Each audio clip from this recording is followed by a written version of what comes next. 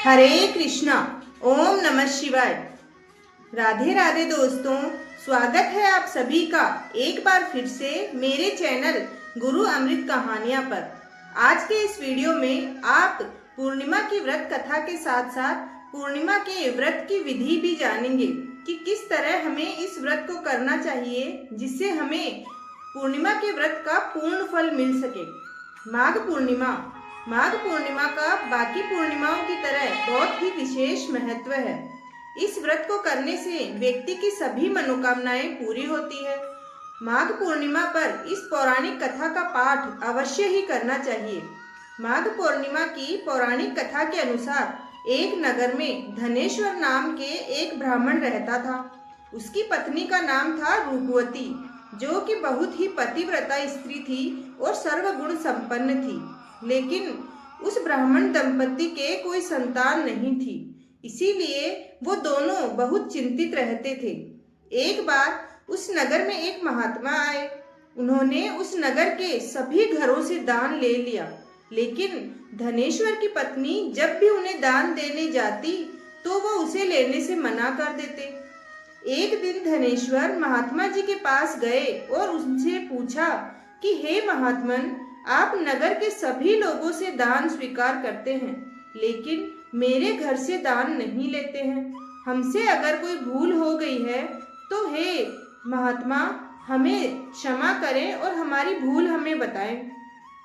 इस पर महात्मा ने कहा, हे विप्रदेव, तुम तो हमेशा आदर सत्कार करने वाले ब्राह्मण हो, तुमसे भूल तो कभी भी नहीं हो सकती। महात्मा की बात सुनकर धनेश्वर हाथ जोड़कर बोला, हे मुनिवर, फिर आखिर ऐसा क्या कारण है, कृपया हमें उससे अवगत कराएं। इस पर महात्मा बोले, हे विप्रदेव, तुम्हारे कोई संतान नहीं है। जो दंपति निसंतान होते हैं उसके हाथ से भिक्षा कैसे ग्रहण कर सकता हूँ। तुम्हारे द्वारा दिया गया दान लेने के कारण मेरा पतन हो जाएगा। बस यही कारण है कि मैं तुम्हारे घर से दान स्वीकार नहीं कर सकता। महात्मा के ऐसे बोल सुनकर धनेश्वर उनके चरणों में गिर पड़ा और विनती करते हुए बोला, हे महात्मन, संतान ना होना ही तो हम पति पत्नी के जीवन की सबसे बड़ी निराशा है। यदि संतान प्राप्ति का कोई उपाय आप बता देते तो हम कृतार्थ हो जाते। ब्राह्मण का दुख देखकर महात्मा बोले, हे विप्रदेव, तुम्हारे इस कष्ट का एक आसान सा तरीका है। तुम्हें 16 दिनों तक श्रद्धा पूर्वक माता काली की पूजा कर उन्हें प्रसन्न करना होगा, तो उनकी कृपा से अवश्य तुम्हें संतान की प्राप्ति होगी। इतना सुनकर धनेश्वर बहुत खुश हुआ। उसने महात्मा का आभार प्रकट किया और घर आकर पत्नी को सारी बात बताई। इसके बाद धनेश्वर माँ काली की उपासना के लिए वन चला गया। ब्राह्मण ने पूरे 16 दिन तक काली माता की पूजा की और उपवास रखा। उसकी भक्ति देखकर और विनती सुनकर काली माता ब्राह्मण के सपने में आई और बोली, हे ब्राह्मण, हे धनेश्वर, तू निराश मत हो, मैं तुझे संतान अवश्य दूंगी, लेकिन 16 साल की अल्पायु में ही उसकी मृत्यु हो जाएगी। काली माता ने कहा, यदि तुम और तुम्हारी पत्नी विधि पूर्वक 32 पूर्णिमा का व्रत करोगे तो तुम्हारी संतान दीर्घायु हो जाएगी। प्रातः काल जब तुम उठोगे तो तुम्हें यहाँ आम का एक वृक्ष दिखाई देगा। उस पेड़ से एक फल तोड़ना और ले जाकर अपनी पत्नी को खिला देना। भगवान शिव शंकर की कृपा से तुम्हारी पत्नी गर्भवती हो जाएगी। इतना कहकर माता अंतर ध्यान हो गई। प्रातः काल जब धनेश्वर की आंख खुली तो उसने आम का वृक्ष देखा, जिस पर बहुत ही सुंदर फल लगे हुए थे। वो काली माँ के कहे अनुसार फल तोड़ने के लिए वृक्ष पर चढ़ने लगा। उसने कई बार प्रयास किया, लेकिन हर बार वह फल तोड़ने में असफल रहा। तभी उसने गणेश महाराज का ध्यान किया और गणपति की कृपा से इस बार वो वृक्ष पर चढ़ने में सफल हो गया और उसने फल तोड़ लिया। धनेश्वर ने वह फल अपनी पत्नी को दिया, जिसे खाकर वो कुछ समय बाद गर्भवती हो गई। दंपति काली माँ के निर्देश के अनुसार हर पूर्णिमा पर दीप जलाते रहे। कुछ दिन बाद भगवान शिव की कृपा हुई और ब्राह्मण की पत्नी ने एक सुंदर बेटे को जन्म दिया, जिसका नाम उन्होंने देवी दास रखा। जब पुत्र 16 वर्ष का होने को हुआ तो माता पिता को चिंता होने लगी कि इस वर्ष उसकी मृत्यु ना हो जाए।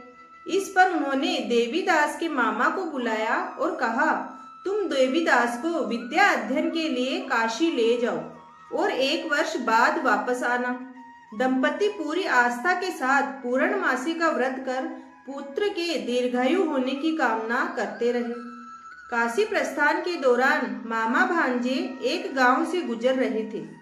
वहां एक कन्या का विवाह हो रहा था। विवाह होने से पूर्व ही उसका वर अंधा हो गया।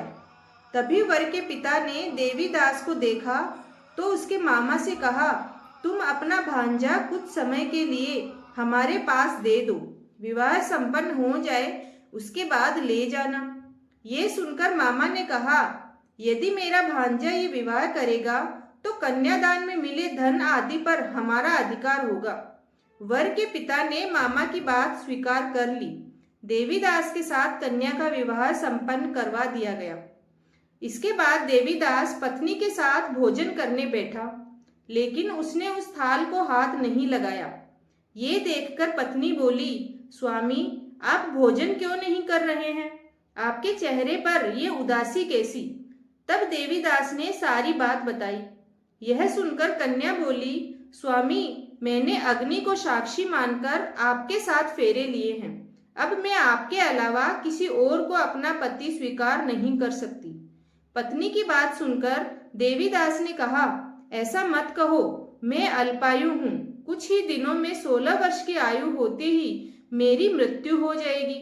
मैंने अपने माता पिता को इस बारे में बात करते हुए सुना था।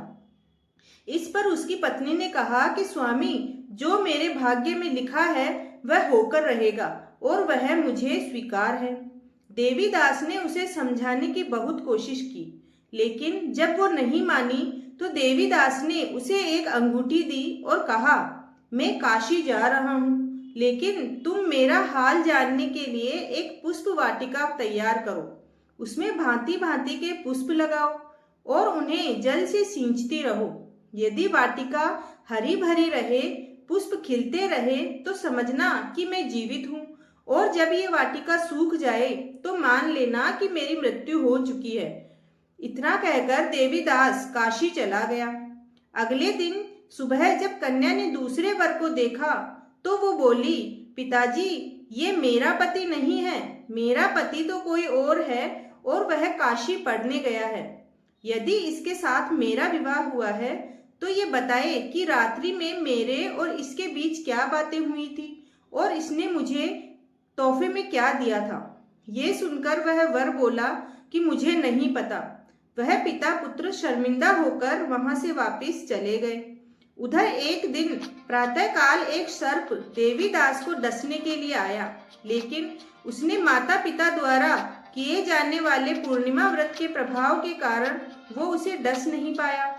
इसके बाद काल स्वयं वहां आए और उसके शरीर से प्राण निकालने लगे। देवीदास बेहोश होकर गिर पड़ा। तभी वहां माता पार्वती और शिवजी आए। देवीदास को बेहोश देखकर देवी पार्वती बोली, हे स्वामी, देवीदास की माता ने 32 पूर्णिमा का व्रत रखा था, उसके फलस्वरूप कृपया आप इसे जीवन दान दें।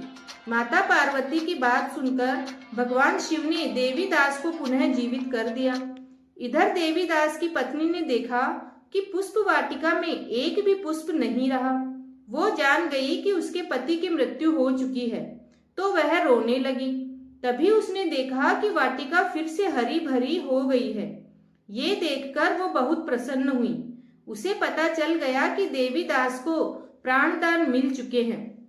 जैसे ही देवीदास 16 वर्ष का हुआ, मामा भांजा काशी से वापस अपने नगर के लिए चल पड़े। रास्ते में जब वो कन्या के घर गए तो उसने देवीदास को पहचान लिया और प्रसन्न हुए। कन्या के पिता ने देवीदास और अपनी पुत्री को बहुत सारा धन देकर, अपना आशीर्वाद देकर और रथ में बिठाकर उन्हें विदा किया। धनेश्वर और उसकी पत्नी भी पुत्र को जीवित पाकर हर्ष से भर गए। तब से माघ पूर्णिमा के दिन हर कोई 32 पूर्णिमा का व्रत करने लगा और संतान सुख की इच्छा उनकी पूरी होने लगी। भक्तों, अब जानिए कि माघ पूर्णिमा के व्रत की विधि क्या है। किस व्रत विधि से आप यह व्रत करें कि आपके जीवन की हर मनोकामना पूरी हो जाए। माघ पूर्णिमा के दिन प्रातःकाल सूर्योदय से पूर्व किसी पवित्र नदी या जलाशय में स्नान करें। यदि पवित्र नदी में स्नान नहीं कर सकते हैं तो घर में नहाने के पानी में गंगा जल डालकर उससे स्नान करें। साफ वस्त्र और सफेद वस्त्र धारण करें। स्नान के बाद सूर्य मंत्र का उच्चारण करते हुए भगवान सूर्य देव को अर्घ्य दें। स्नान के पश्चात व्रत का संकल्प लेकर भगवान मधुसूदन की पूजा करें। गायत्री मंत्र या ओम नमो नारायण मंत्र का 108 बार जप करें। मध्याह्न काल में या दोपहर के समय में गरीब व्यक्ति और ब्राह्मणों को भोजन कराकर दान दक्षिणा दें। काले तिल विशेष रूप से दान में दें। माघ माह में काले तिल से हवन और काले तिल से पितरों का तर्पण करें। चाहें तो इस दिन जल और फल ग्रहण करके उपवास रख सकते हैं। आज के दिन भगवान श्री सत्यनारायण की पूजा का विशेष महत्व है, क्योंकि वह भगवान विष्णु के ही एक रूप हैं। सत्यनारायण की पूजा में केले का पत्ता, पंचामृत, सुपारी, पान, शहद, मिष्ठान, तिल, मोली, कुमकुम, दूर्वा का उपयोग करें। इससे श्री हरि का आशीर्वाद मिलता है। इस दिन सत्यनारायण की कथा करवाने से सौभाग्य का वरदान मिलता है और घर में सुख समृद्धि बनी रहती है। भक्तों, इस विधि से अगर आप यह पूर्णिमा का व्रत करते हैं तो आपको सभी मनवांछित फल अवश्य प्राप्त होंगे। अगर आपको ये कहानी और ये व्रत विधि अच्छी लगी है, अगर आपको ये पसंद आई है तो चैनल को जरूर सब्सक्राइब करें और कमेंट में ओम नमो वासुदेवाय नमः जरूर लिखें। धन्यवाद।